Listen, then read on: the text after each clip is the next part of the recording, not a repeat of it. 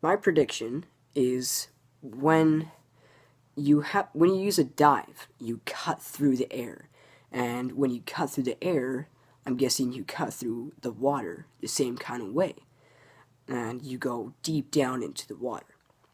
But when you do a cannonball, you kind of leave this little drag as you fall, and I'm guessing you catch a little air that is trapped underneath your back, and I think that explains why it doesn't hurt when you have the proper form.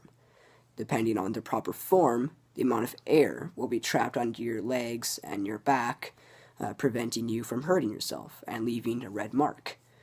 But yeah, and which would also explain why when you cannonball, you don't go nearly as deep into the water as when you dive.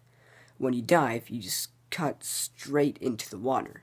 But when you cannonball, you kind of little drag. You go fast and then you just stop. Yeah, that's my prediction.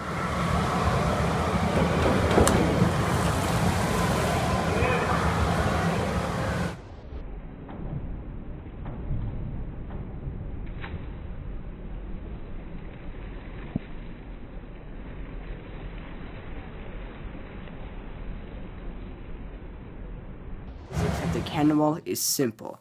Let's say I jumped off of a 3-meter high dive. Because I jumped off of such a high place, more gravity will be implied. And the more gravity, the faster I will fall, and the more water I will push down, which is called the cavity. When you jump into the water, all the water that is underneath you, you push down, along with air that was trapped under your back or your legs or however you positioned your fall. Right now we're focusing on the cannonball. And so when you do a cannonball, you kind of roll yourself up into a little ball, right? And so there's a little bit of air trapped underneath your butt, and when you fall, that air gets pushed down along with the water that when you enter, you push water down into the other water, which makes it collapse, and it kind of creates a bit of an hourglass shape. And eventually, this has to collapse and rise up because there's isn't really meant to be another body in this water. So it pushes up and out of the surface, creating a huge or tiny splash. And the more gravity is implied, the bigger the splash will be. This is the physics of the cannonball. Thank you.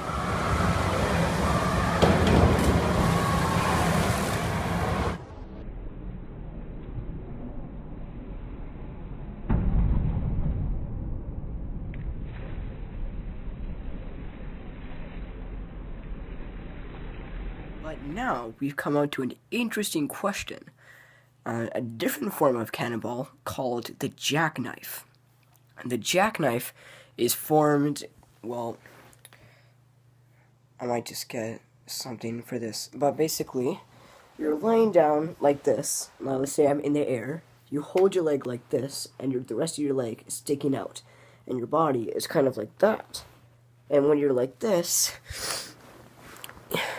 supposedly you push down more water and more air, creating a bigger cavity, and it will rush up and exploit above the surface and create a larger splash.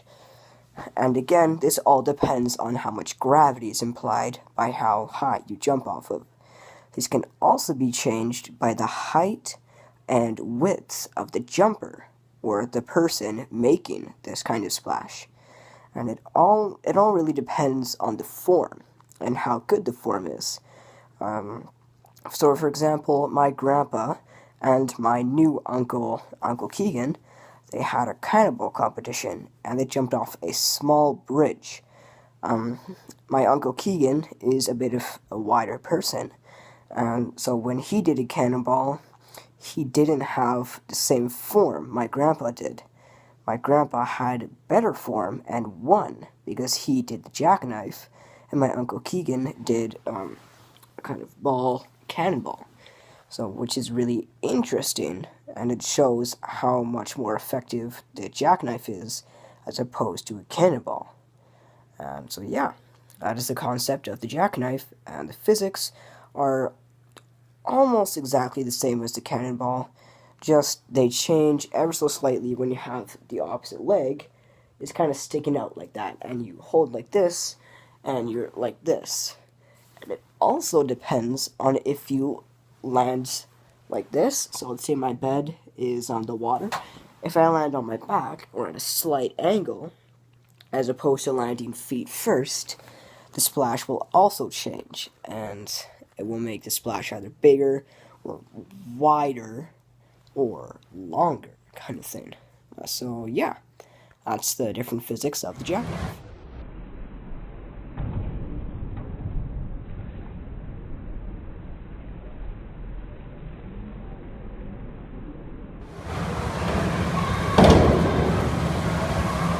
Finally, we've come up to the concept of the dive.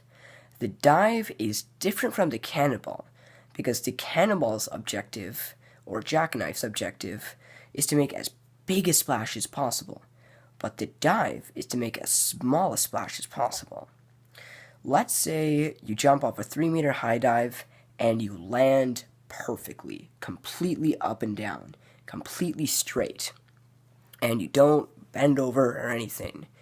You displace such little water and you make the smallest little cavity that you possibly can, and because there's such little a cavity, there's hardly anything to fill in, and if there's nothing to fill in, then there's no splash, there's no eruption, there's nothing to exploit above the surface.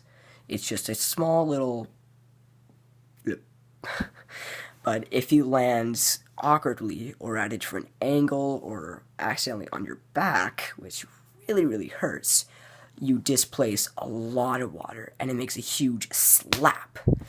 And it'll stop you pretty quick, but you do make a different kind of cavity where instead of round and heavy and deep, it's very wide and is pushed down a bit smaller. But when it erupts, it bounces off your body and it deflects off your body and it sprays outward instead of up, because that's where your body is. But when you do a cannonball, your body traps the air on your body a different way and it exploits and creates a different cavity, creating a completely different splash. But because of the dive and you cut through the air, there's no air to trap underneath your body. And when you're rotating, if you do it wrong and you rotate, the air is pushed away and it's whirlwinding around you and around your body, like when you do a front flip. That's why when you land differently, there's a different splash. All because of the cavity. It all depends on how you land, how you move through the air, and how big or small a cavity you create under the water.